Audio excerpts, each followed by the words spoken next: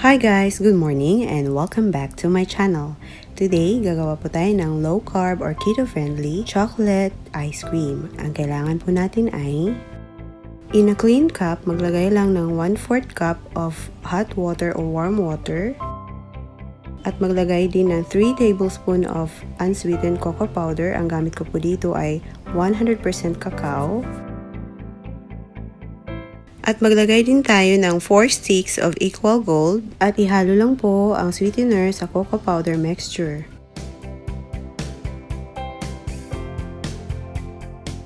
I-stir lang hanggang matunaw ang powder.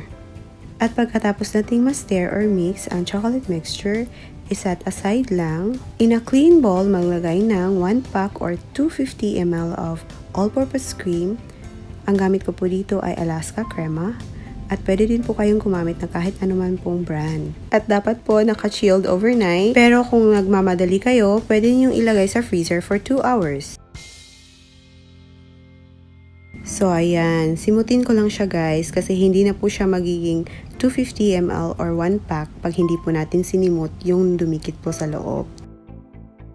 So ayan, i-whisk na natin ang ating all-purpose cream. Gamitan lang po natin siya ng electric hand mixer. I-whisk natin siya over high speed for 5 minutes or until po mag-bloom or mag-double size ang ating mixture. At habang nagmi-mix tayo na hindi pa po nakapag-subscribe, please subscribe to my channel and don't forget to hit the bell button and please click all para lagi po kayong ma-notify whenever I release a new video.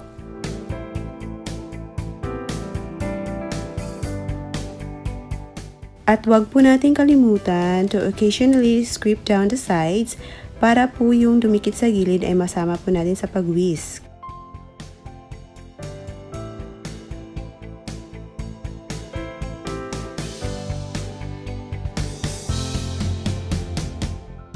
So ayan, medyo nag-double size na po ang ating mixture. So i-add na po natin ang 1/2 cup of low carb condensed milk. Pero optional lamang po ito. At para po sa low carb condensed milk recipe, pwede niyo pong i-check ang description box. Ilalagay ko po doon ang link.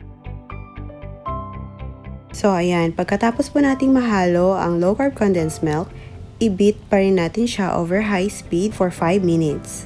Again, optional lamang po ang pag-add ng low carb condensed milk.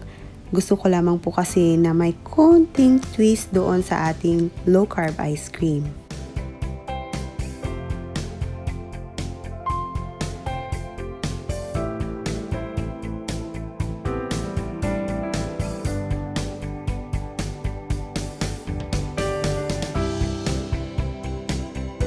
So ayan, 5 minutes later, ilagay na po natin ang ating chocolate mixture. Ito po yung ginawa natin kanina.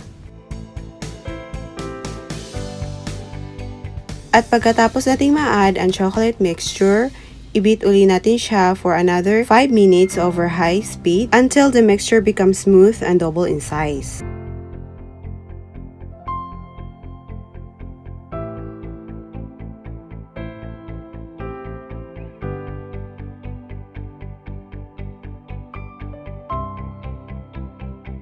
So ayan, natapos na natin siyang i-beat.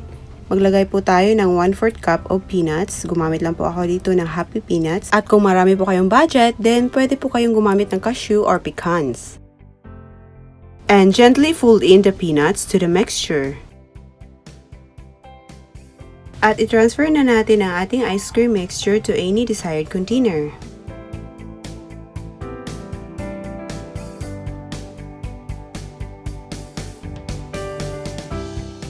Sprinkle peanuts on top, then chill or refrigerate for 30 minutes or until the ice cream mixture becomes thick. And tada! Andito na po ang ating low carb chocolate ice cream. So ayan guys, kung napapansin nyo po, ang ating ice cream ay napakatigas at super icy po siya. So I suggest na wag nyo po siyang ilagay sa freezer for long hours. Kasi ito, nailagay ko kasi ito sa freezer ng overnight. Kaya ganito po ang naging resulta niya. Pero okay naman po yung taste niya.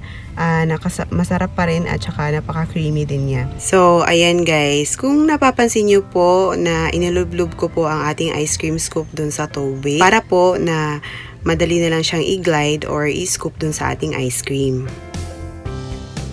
So, ayan po. Napakaganda niya at napaka-creamy at saka soft po siya tingnan. Napaka-creamy at yung tamis niya ay tama lang din.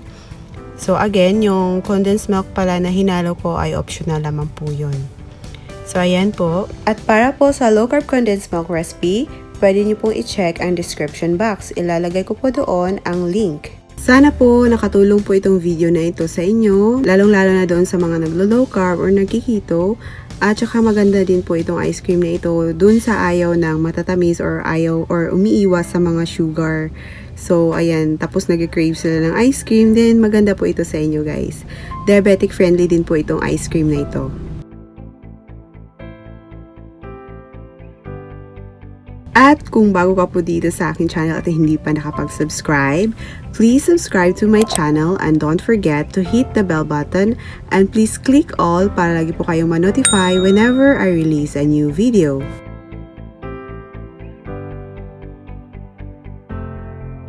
At ito naman po ang gawa ni Miss Gigi Uy sa kanyang low carb pandesal.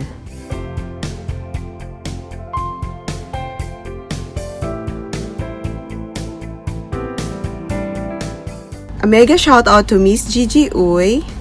At ito naman po ang finished product ni Miss Gigi Uy sa kanyang low carb pandesal. So ayan guys, mas maganda pa talaga yung gawa niya kaysa sa akin. Napakaganda na ang gawa mo po, Miss Gigi Uy. Mega shoutout to you at maraming salamat po sa pag-send ng feedback po sa akin ng inyong gawa sa low carb pandesal. Thank you po, Miss Gigi Uy. God bless you po. And for the low carb pandesal recipe, please check the description box. Ilalagay ko po doon ang link.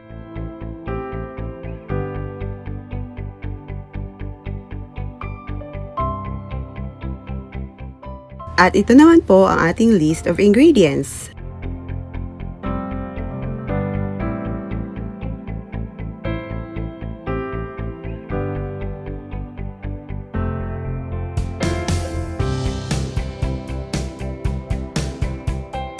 So, ayan guys. So, bago ko po i-end ang video na ito, gusto ko muna magpasalamat at mag-shoutout. Shoutout to Dangsmi Bohol. Salamat Dam sa panonood mo sa aking videos.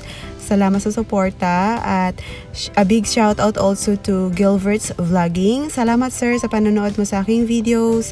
At mega shoutout to Monko TV. Salamat classmates sa panonood mo sa aking channel.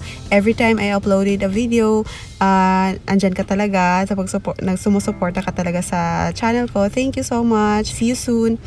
So ayan guys.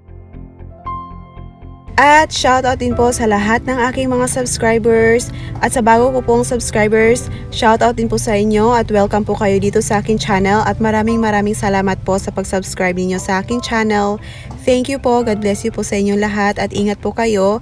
At yun lamang po for today. Thank you guys for watching and please don't forget to like, share, and subscribe. Bye! See you in my next video po. God bless you po. Bye!